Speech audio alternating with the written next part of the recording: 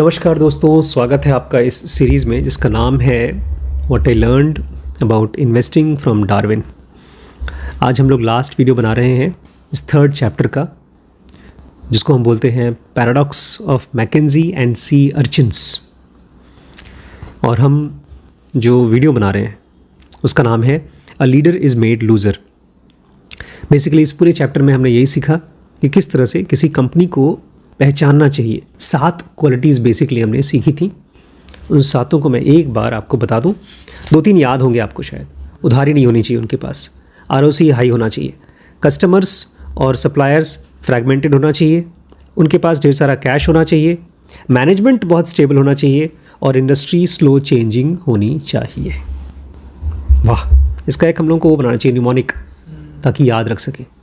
ROC, customers, cash, competitive barrier भूल गए हम, competitive barrier, suppliers, management, slow changing industry. अब हम लोग जो इस चैप्टर के शुरुआत में एक कंपनी के बारे में सुना था, टॉयज़ आर, उसकी स्टोरी सुनते हैं कि कैसे एक लीडर लूज़र बन गया, और देखते हैं हम इसमें क्या सीखेंगे। बहुत अच्छा चैप्टर है ये, बहुत अच्छा वीडियो है। Lazarus of Bethany was miraculously brought back to life by Jesus in the New Testament. Bible में, न्यू टेस्टामेंट में Lazarus of Bethany को चमत्कारी रूप से जिंदा किया था ईसा मसीह ने, जादू से। Charles Lazarus performed a modern capitalist miracle by making Toys R Us the greatest and the most well-respected toy business globally. और उसी नाम का आदमी था चार्ल्स लैजरस। उसने भी एक चमत्कारी रूप से कंपनी बनाई थी टॉयज़ आर यूज़, जो कि दुनिया की लार्जेस्ट और मोस्ट रिस्पेक्टेड बिजनेस थी टॉयज़ की। Lazarus is also a beggar in a parable of gospel according to Luke.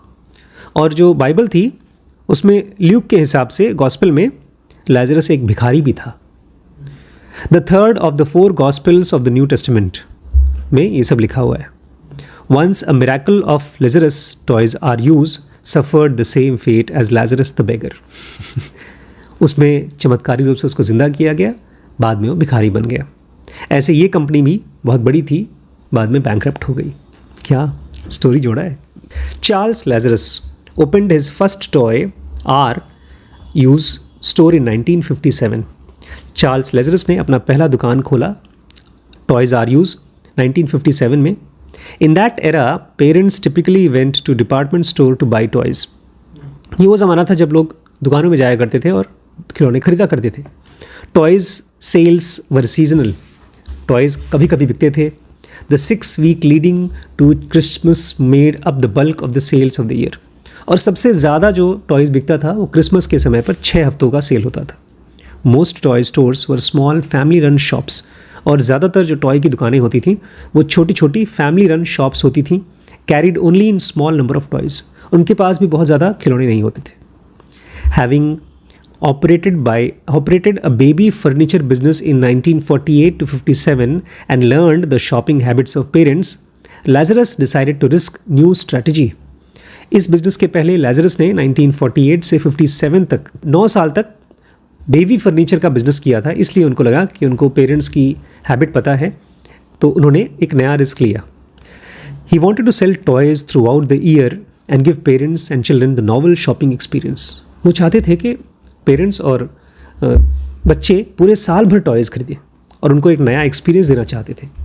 His first store was 25,000 square feet in size and shocked thousands of toy variety and stocked thousands of toy varieties। अरे बाप रे, इनका जो पहला दुकान था, हम लोग जो ज़मीन लेने जा रहे हैं वो 9,000 स्क्वायर फीट है। इनका पहला शॉप 25,000 स्क्वायर फीट का साइज़ था और उसमें हज़ारों टाइप के टॉयज़ थे। The store did not keep toys in display cases as did the competitors. Instead, it kept them in rows next to each other like items in grocery store. और यहाँ पर जो टॉयज़ रखे जाते थे वो डिस्प्ले में नहीं रखते थे, वो लोग एक दूसरे के पास रखते थे टॉयज़ को रोज़ में, जैसे कि लोग ग्रॉसरी में सामान रखा करते हैं।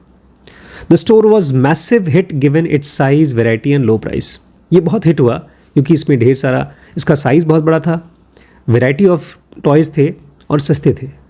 Despite his initial success, Lazarus moved slowly at first and opened only 4 stores until 66. 57 से 66 मतलब 3 और 9 साल में बहुत धीरे धीरे इन्होंने अपना नए दुकानें खोली, केवल 4 दुकानें खोली. 1973 Toys R Us started advertising on TV using a store mascot, a cuddly giraffe called Geoffrey. और 1973 में इन्होंने अपना टीवी का ऐड किया, एक बहुत प्यारा सा जिराफ, जेफ्रे नाम था उसका, उसके through. Lazarus also began tapping Japanese manufacturer to make inexpensive toys and negotiating attractive rates for bulk purchase. इसने अपने सप्लायर्स को, जापानीज सप्लायर्स को टैप करना शुरू किया कि उनको सस्ते टॉयज़ मिल सकें बल्क में. The company went public in 1978. फिर कंपनी पब्लिक हो गई 1978 में and grew at more than 20% annually for next decade. और हर साल 20% ग्रो हुई अगले 10 साल में. Morgan Stanley's retail analyst compared it to the venerable IBM in 1982. Morgan Stanley ने कि लोगों ने, एनालिस्ट ने कहा भैया ये तो IBM है, बहुत तेज़ी से ग्रो होने वाली कंपनी है. I think Toys R Us is a unique operation, the only proprietary merchandise company that rivals IBM as revolutionary concept. उनके हिसाब से ये बहुत यूनिक ऑपरेशन है इस कंपनी का, और ये प्रोप्राइटरी मर्चेंडाइज बेचती है, मतलब बहुत स्पेशल काइंड ऑफ मर्चेंडाइज बेचती है, और ये राइवल है IBM का कॉन्सेप्ट के हिसाब से. Washington Post compared it to another iconic American brand, McDonald's, by declaring, like McDonald's with its regimented services and standardized burgers and fries, RU Toys has become an American institution. और वहीं पर Washington post ने कहा भैया McDonald जैसी हो गई है, क्योंकि इनका जो सर्विस देने का तरीका है वो मैकडी जैसा है, और इनका जो जैसे बर्गर एकदम स्टैंडर्डाइज होता है, ऐसे इनकी टॉयज़ भी स्टैंडर्डाइज्ड है. तो एक अमेरिकन इंस्टीट्यूशन बन गया, एक ब्रांड, बहुत बड़ा ब्रांड बन गया. Toys R Us kept gaining market share by opening new stores slowly and steadily. धीरे धीरे ये बढ़ता रहा, मार्केट शेयर बढ़ता रहा इसका, क्योंकि ये स्लोली और स्टेडली अपनी दुकानें खोलता रहा. It did not get enticed by transformational images. ऐसा लग रहा है जैसे कि एक यंग लड़के को या एक बूढ़े आदमी को, 40s के आदमी को यंग खूबसूरत लड़की दिखाई दे अपनी बीवी के अलावा, तो आदमी एंटाइज हो जाएगा. कह रहे हैं इस कंपनी को कोई लालच नहीं आया, कोई M&A के ज़रिए, मर्जर एंड एक्विजिशन के ज़रिए, थैंक गॉड नहीं गए. Although I am sure there was no death of bankers paying their respect to Lazarus every week. हालांकि बहुत से बैंकर्स होंगे जो उनके पास आके बताते होंगे आप बहुत बड़ी कंपनी है, आप उस कंपनी को खरीद सकते हैं, उसको खरीद सकते हैं, लेकिन नहीं खरीदा उन्होंने किसी को. It continued however to take measured risk. ये धीमे धीमे नाप तोल कर रिस्क लेते रहे. One of which was opening a kids R Us clothing store in 1983. केवल एक चीज़ की उन्होंने, नया चीज़, बच्चों के लिए क्लोथिंग स्टोर खुला, किड्स R Us 1983 में. The company also started expanding overseas and in 1984 opened it's first international store in Canada and Singapore. इसके बाद इन्होंने 1984 में, एक साल बाद, इंटरनेशनल स्टोर खोला कनाडा में और सिंगापुर में. 1985 the company opened 5 stores in UK, and in 1991 they entered Japan in 80-20 joint venture with McDonald's. ओहो. इसके बाद 85 में उन्होंने UK में 5 स्टोर खोले, 1991 में जापान में मैकडी के साथ में 80-20 जॉइंट वेंचर किया. इन UK Toys R Us captured 9% market share in just 3 years. केवल 3 साल में पूरे UK का जितना भी टॉयज़ बिकता था उसका 9% ये लोग बेचते थे. The company continued to expand in the overseas market after its initial success. इसके बाद ये बाहर के मार्केट में बहुत स्टेडली बढ़ने लगा. अब आया 1988. The Wall Street Journal boldly predicted the R Us big kid in the block. Wall street ने कहा अरे ये तो बहुत बड़े लोग हैं, इनका स्टॉक बहुत अच्छा है, बिग किड हैं ब्लॉक में, won't stop growing, ये नहीं रुकने वाले, ग्रो करते ही रहेंगे. As if on cue, the problem started. ऐसा लगता है जैसे किसी ने नज़र लगा दी, उसके बाद प्रॉब्लम बढ़ गई. In 1988, Walmart's market share at 17.4% came marginally ahead of RU Toys at 16.8%. 1970 कब कौन कहा 1988 में Walmart का मार्केट शेयर था 17.4 और एकदम कट टू कट कॉम्पिटिशन में Toys RU का था 16.8. Toys RU's was in second place for being the leader for 15 years. 15 साल से लीडर था, लेकिन अब सेकेंड प्लेस पे आ गया. Toys RU's was being squeezed at both ends by discount chains like Walmart, Target, and Costco, which competed on low prices, and by so-called edutainment companies like Zenny, Brainy, Noodle, Kidoodle, and Immigranium, which offered higher-priced specialized toys and better services. एक तरफ target, Walmart और Costco जैसी companies आ गई जो सस्ती सस्ती toys बेच रही थी, और दूसरी तरफ जेनी, ब्रेनी और नूडल टाइप के कंपनीज आ गई जो बहुत स्पेशलाइज्ड हाई प्राइस्ड टॉयज़ बेचती थी और अच्छा सर्विस भी देती थी, इससे भी अच्छा सर्विस. फिर आया 1998, 10 साल और हो गए. The company launched its website toysrus.com and its first mail order catalogue. उन्होंने कहा ठीक है, अब हम ऑनलाइन सामान बेचेंगे. 1988 में वेबसाइट बना करके मेल ऑर्डर कैटलॉग बनाया, but the company was struggling. In 1998 was the year of restructuring, which was usually the euphemism for a business terminating its social projects and loss-making initiative. जैसे अभी आपकी उसने किया है फेसबुक ने. फेसबुक अब Facebook नहीं रही, अब उसका नाम बदल गया है मेटा. कुछ साल पहले गूगल ने ये किया था, नाम बदल दिया था अल्फ़ाबेट, तो इसको बोलते हैं रीस्ट्रक्चरिंग. ये कुछ है नहीं, ये खाली नाम बदलना है. अपने लॉस मेकिंग इनिशिएटिव को छुपाने की कोशिश की जाती है स्टॉक मार्केट से.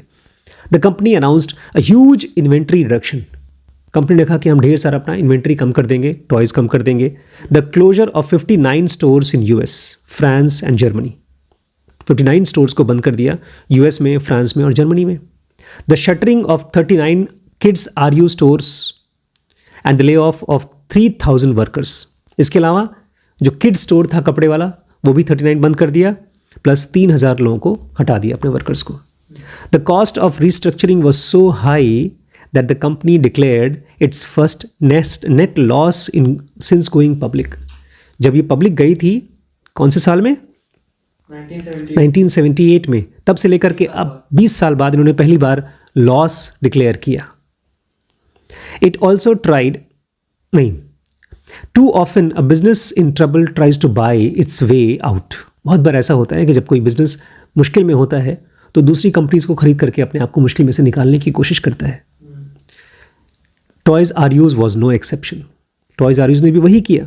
It acquired Imaginarium the toys centre in 1998. कोई इमेजिनेरियम नाम की नई कंपनी थी, उसको खरीदा, एक्वायर कर लिया 1998 में. It also tried frequent management changes. ढेर सारे बॉसेस को बदला. And company had 3 CEOs since from 94 to 2000. 3 CEO बदल दिया 94 से लेकर 2000 में. But its down side slide continued with Amazon to muscling its way in to the toy segment. और Amazon के आने से Amazon ने उसको मसल करके हराया नए उसमें टॉयज़ के बिजनेस में. ऑनलाइन में, हाँ ऑनलाइन में आ गया. Company sale stayed flat at 11 billion from 97 to 2004. Sales एकदम फ्लैट था, बिल्कुल नहीं बढ़ा. 11 बिलियन रहा 97 से 2004 तक. And the operating profit fell by 65% during this period. Sales वही था, लेकिन भैया ऑपरेटिंग प्रॉफिट गिर गया 65%. The operating ROC was 15% 97, fell to 4% in 4. बेचारे का ROC 15% था 97 में, वो गिरकर 2004 में 4% हो गया. The situation was so bad that the company shocked the world by announcing that it might completely withdraw from toys business and focus on babies RU chains. हालत इतनी ख़राब थी, उन्होंने कहा हम टॉय के बिज़नेस को बंद कर रहे हैं और हम बच्चों के कपड़े वगैरह बेचेंगे RU chains के ज़रिए. Okay, let's pause here and summarise the situation in 2005. चलिए, जो भी हमने सुना उसको यहाँ पर पॉज करते हैं और देखते हैं समरी क्या है.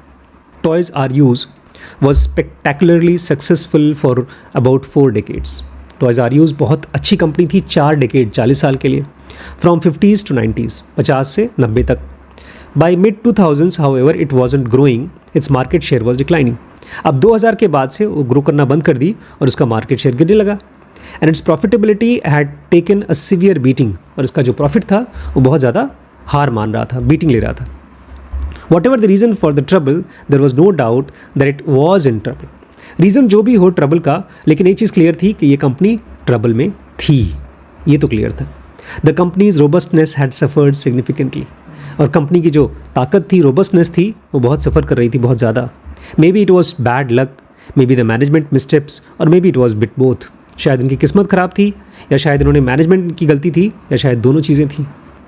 One way to think about this situation is to picture an elite marathoner whose performance has dipped in recent months. हमने हिडन टैलेंट में पढ़ा था एक बेसबॉल प्लेयर के बारे में. ऐसी हालत उसकी भी है कि एक बहुत चैम्पियन मैराथनर है, अब उसका परफॉर्मेंस गिर रहा है पिछले कुछ महीनों से. They used to be a picture of health and vigor, but nowadays they look exhausted and cannot run even 10 kilometers at their earlier marathon pace. पहले ये सबको दिखता था कि अरे यार ये हेल्दी है आदमी है और बहुत विगर है, और अब बेचारा 10 किलोमीटर भी दौड़ नहीं पाता अपनी नॉर्मल पेस से. They are now at the starting line of Boston marathon. What would you expect their coach to do before the race starts. अब एक बूढ़ा, मतलब एक आदमी जो दौड़ नहीं पा रहा ठीक से, अब आया है बॉस्टन मैराथन में स्टार्टिंग लाइन पे. आप क्या एक्सपेक्ट करेंगे, कोच उनसे क्या कहेगा? If I were the coach, I would advise them to withdraw from the race, rest, recover for few months and slowly build their mileage back up. यही hidden talent में कहा गया था कि टाइम टू टेक ब्रेक. जब आपके best scene नहीं चल रहे हैं तो उस समय पर उनको ब्रेक लेना चाहिए, अपने आप को रिकवर करना चाहिए, रेस्ट करना चाहिए, और फिर अपनी कैपेसिटी बढ़ा करके फिर वापस आना चाहिए. May be your advice would be different. You might counsel them to take it easy and just finish the race without worrying about the podium finish to minimize the damage to the body. शायद आप कुछ और कहें, आप कहें कि नहीं कोई बात नहीं, अपना रेस ख़त्म करो और पब्लिक की चिंता छोड़ो, वापस आ जाओ. I assume you would be shocked if I told you that the coach not only asked them to run at full speed but also loaded a 10-pound bag on their back. But actually इस company के साथ क्या हुआ, उल्टा ही हुआ. एक तो उनको कहा गया पूरी स्पीड में दौड़ो, और उनके ऊपर 10 पाउंड का बैग भी डाल दिया गया. इस कंपनी को जब ये कंपनी नहीं समझ पा रही है, नए नए अलग अलग कंपनीज आकर के इसको हरा रही हैं, तो इसको पीछे आना चाहिए, सोचना चाहिए, रिसर्च करना चाहिए, रेस्ट करना चाहिए, फिर जाना चाहिए ब्रेक के बाद. लेकिन यहाँ पर उसको बोला गया नहीं करो, रेस में जाओ, और अपना काम बढ़ा दिया, 10 पाउंड का और बैग डाल दिया. Yet this is what happened to Toys R Us. यही हुआ टॉयज़ आर यू के साथ. 2005 में the private equity giants KKR and Bain and the rest and the real estate firm Vornado purchased Toys R Us for 6.6 billion. 2005 में ये private equity giant KKR और Bain ने और एक वोरांडो नाम की कंपनी ने इनको खरीदा $6.6 बिलियन का. How ever their equity contribution was only 1.3 billion and they borrowed 5.3 for this purchase. इनके पास पैसे नहीं थे, 1.3 तो इनके पास इक्विटी लिया और बाकी 5.3 इन्होंने उधार लिया. यही कह रहे हैं, उधार जो है वो सर के ऊपर बोझ आ गया. And then they loaded this borrowing on to Toys R Us, और उसके बाद ये सारा का सारा पैसा उनके ऊपर लोड कर दिया. If you know nothing about leveraged by outs, LBOs, business के लिवरेज्ड बाई आउट्स बोलते हैं. अगर इसके बारे में आप कुछ नहीं जानते industry, you may be rubbing your eyes in disbelief.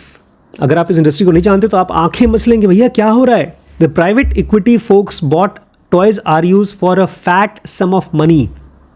ये जो प्राइवेट इक्विटी कंपनी है इनको खूब मोटे पैसे में खरीदा, borrowed 80% of that amount and then burden the company with this borrowing to finance their purchase.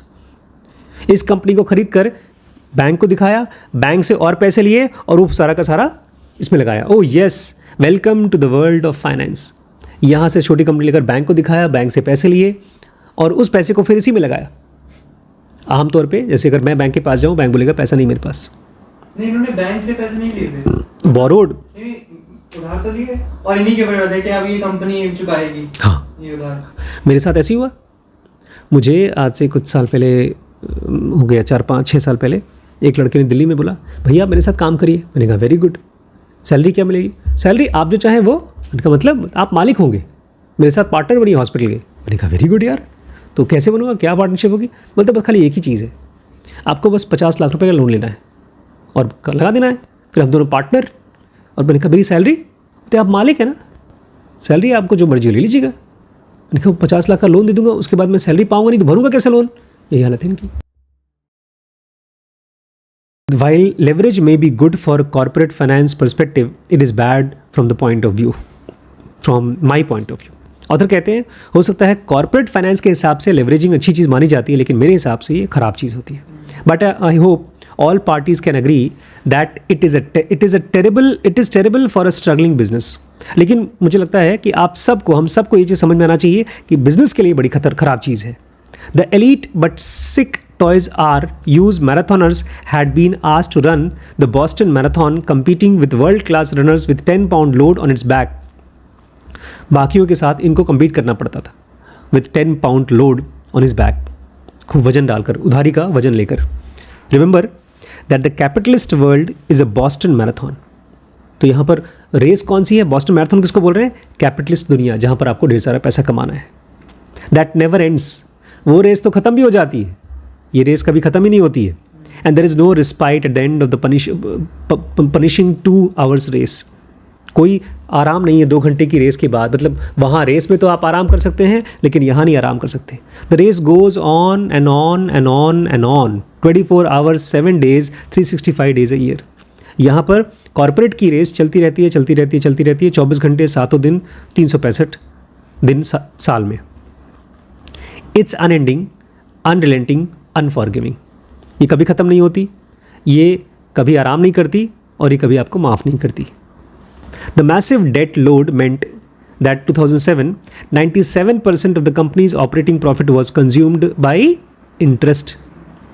इतना ज़्यादा डेट हो गया था कि जो कुछ भी पैसा कमाते थे, बचाते थे, वो सब चला जाता था इंटरेस्ट में।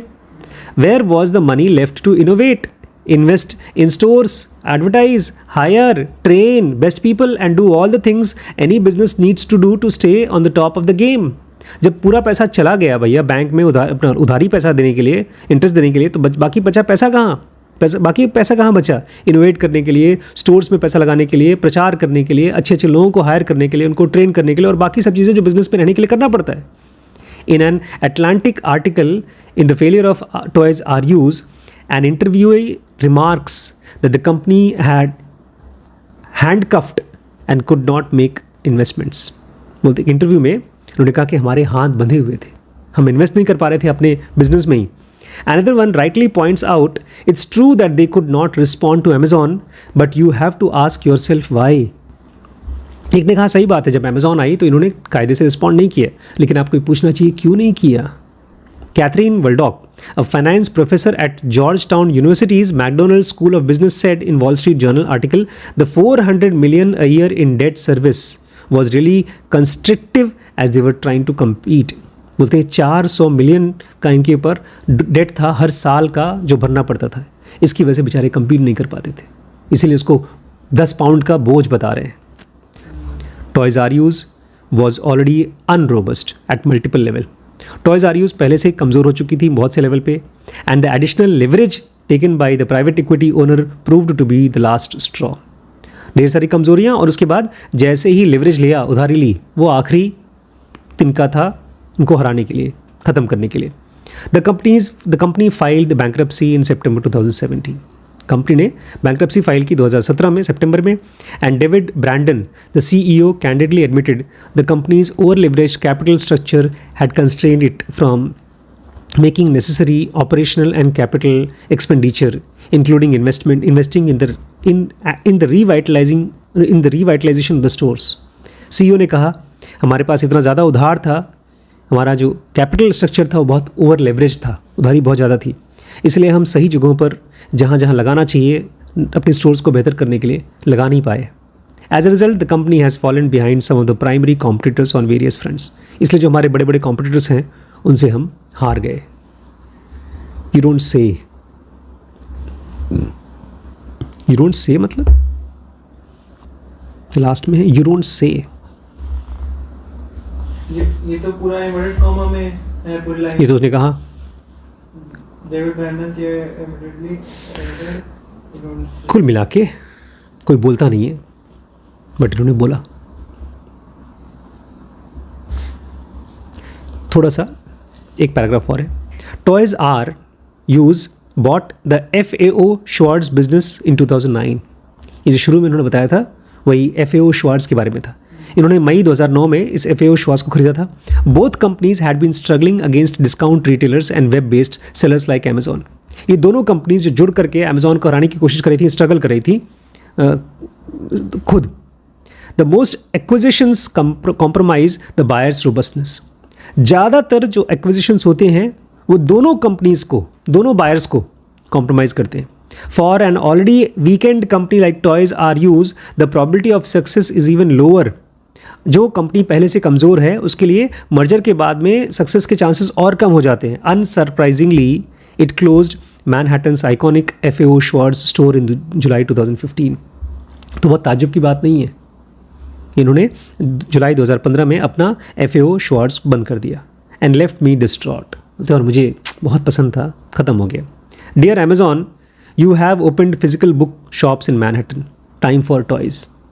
अमेजॉन, देखो तुमने किताबों की दुकान, फिजिकल दुकान खोल दी है ना मैनहट्टन में, अब टॉयज़ की दुकान भी खोल दो। इस चैप्टर की summary, evolutionary theory has taught me that we can reimagine investing by owning only robust businesses that are resilient to internal and external shocks। हम लोग अच्छी कंपनी, अपनी इन्वेस्टमेंट को रीइमेजिन कर सकते हैं जब हम रोबस्ट बिजनेसेस लें, ऐसे बिजनेस जो रेजिलिएंट हैं अंदर के और बाहर के शॉक्स को। 6 चीज़ें इन्होंने सीखी हैं। There is a paradox in living world. इस दुनिया में जहाँ पर जिंदा चीज़ें हैं, एक पैराडॉक्स है। Organic life is highly complex but not fragile. Organic life जो है वो बहुत कॉम्प्लेक्स तो है लेकिन फ्रेजाइल नहीं है। Organisms have survived hundreds of millions of years despite living in constantly changing external environments and undergoing a barrage of internal mutation। Organisms सैकड़ों, हजारों, करोड़ों सालों से जिंदा हैं, अंदर के कॉन्स्टेंटली अपने आप को बाहर के परिवर्तन के साथ बदलते हुए, अंदर में इंटरनल म्यूटेशन के द्वारा। This is because they are robust at multiple level. और ऑर्गेनिजम्स इसलिए जिंदा हैं क्योंकि वो रोबस्ट हैं मल्टीपल लेवल पे। तो इसमें पैराडॉक्स क्या हुआ? पैराडॉक्स ये है कि नहीं बदलते फिर भी बदलते हैं, क्योंकि हमको और आपको लगेगा कि ठीक है हमारी बॉडी सब तो ठीक है ऐसे ही है, लेकिन जैसे जैसे इस समय ग्लोबल वार्मिंग बढ़ रही है, हमारी बॉडी के अंदर भी म्यूटेशन हो रहा है और हम सर्वाइव करेंगे एज ए स्पीसीज। सब कुछ सेम है फिर भी बदल रहा है, ये पैराडॉक्स है। Thus, an accidental change in DNA sequence does not affect which amino acid are made। इसलिए कभी अगर DNA में कोई एक्सीडेंट हो गया तो उससे कौन सा अमीनो एसिड बनेगा वो बदलेगा नहीं। A change in amino acid or their sequence does not impact the synthesis of protein। अगर अमीनो एसिड में कोई बदलाव आ गया तो उससे प्रोटीन कौन सा बनेगा उसमें कोई बदलाव नहीं आएगा। And the change in protein need not affect the body plan for an organism। और मान लो कोई प्रोटीन ही बदल गया तो उससे बॉडी का प्लान नहीं बदलेगा। हर एक लेवल पे बैकअप्स हैं। Third point, neutral mutation permits new functions and adaptations to arise without disrupting current functioning. Body में न्यूट्रल म्यूटेशन चलता है जिसके ज़रिए नए नए फंक्शंस और नए नए एडेप्टेशंस होते हैं, लेकिन इसके बावजूद जो करंट फंक्शन है वो डिसरप्ट नहीं होता। Fourth point, we want our businesses to mimic the robustness of living world. हम चाहते हैं हमारा बिजनेस जो लिविंग वर्ल्ड है उसकी तरह मजबूत रहे, to survive and prosper in dynamic external environment. जितने भी मुश्किल से मुश्किल बदलते हुए एनवायरनमेंट हो उसमें ये सर्वाइव करे और प्रॉस्पर करे, withstand internal strategies and organisational upheaval and evolve by taking calculated risk. अंदर की स्ट्रैटेजीज़ को, बदलते हुए स्ट्रैटेजीज़ को सर्वाइव करे, विथस्टैंड करे, ऑर्गेनाइजेशन में जो भी अपहीवल हो, कोई चेंजेस हो उसको सर्वाइव करे, और इसके साथ साथ इवॉल्व करे बाय टेकिंग कैलकुलेटेड रिस्क। हमेशा कुछ न कुछ छोटा छोटा रिस्क लेता रहे। Hence we chose to invest only in businesses that are robust at multiple level। इसलिए हमने ऐसे ही बिजनेसेस को चूज़ किया जो मल्टीपल लेवल्स पे रोबस्ट होते हैं। जैसे कि मल्टीपल लेवल कौन कौन से? हाई ROCE, मिनिमल और zero debt, strong competitive advantage, fragmented customers, supplier base and a stable management, and is in a slow changing industry. ये 7 पॉइंट, मुझे लगता है यही 7 पॉइंट इस पूरे चैप्टर का सबसे बड़ा इंपॉर्टेंट चीज़ है। Just because a business is robust today does not mean it will continue to be so in future. अगर कोई बिजनेस आज रोबस्ट है इसका मतलब ये नहीं कि कल भी रहेगा। Our body protection against the loss of robustness of a business is to be the price sensitive.